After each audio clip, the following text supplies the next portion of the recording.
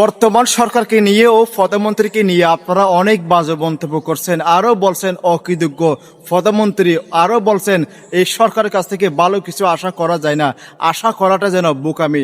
তো আপনাদেরকে দোষী করে বলতেছে, আপনারা যে মন্তব্য করছেন সেটা এখন আমি মিথ্যা প্রমাণ করে দেব। বর্তমান প্রধানমন্ত্রী কি একটা অফার নিয়ে আসছে, দেখেন কথাগুলো শুনেন। যদি এখন হার্টে স্টেন্ট করতে 1 লক্ষ টাকা লাগে, এই আগামী পরশুদিন থেকে মাননীয় স্পিকার এই বাজেট পাশ হওয়ার সাথে সাথে সেই খরচটি নেমে অলমোস্ট 50% অর্থাৎ 50% চলে আসবে। আমাদের জনগণ, বিরাট সংখ্যক একটা জনগণ, পরিবারের কেউ যদি অসুস্থ হয় তার চিকিৎসা ব্যয় মিটাতে গিয়ে পরিবার নিঃস্ব হয়ে যায়, একদম।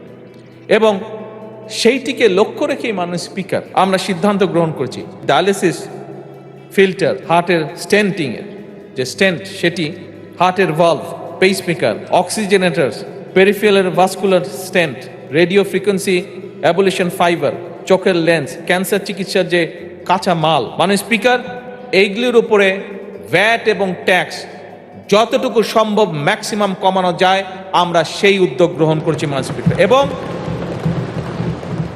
এর ফলে আমরা মাননীয় স্পিকার হিসাব করে দেখেছি, একজন মানুষের যদি এখন হার্টে স্টেন্ট করতে 1 লক্ষ টাকা লাগে, এই আগামী পরশুদিন থেকে মাননীয় স্পিকার এই বাজেট পাশ হওয়ার সাথে সাথে সেই খরচটি নেমে অলমোস্ট 50% অর্থাৎ 50% চলে আসবে। আমি মনে করতেছি এগুলো তো কেবল শুরু।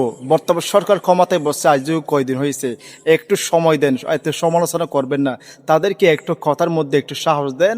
ইনশাল্লাহ আমি মনে করি এই সরকারের কাছ থেকে আরও ভালো কিছু পাবো।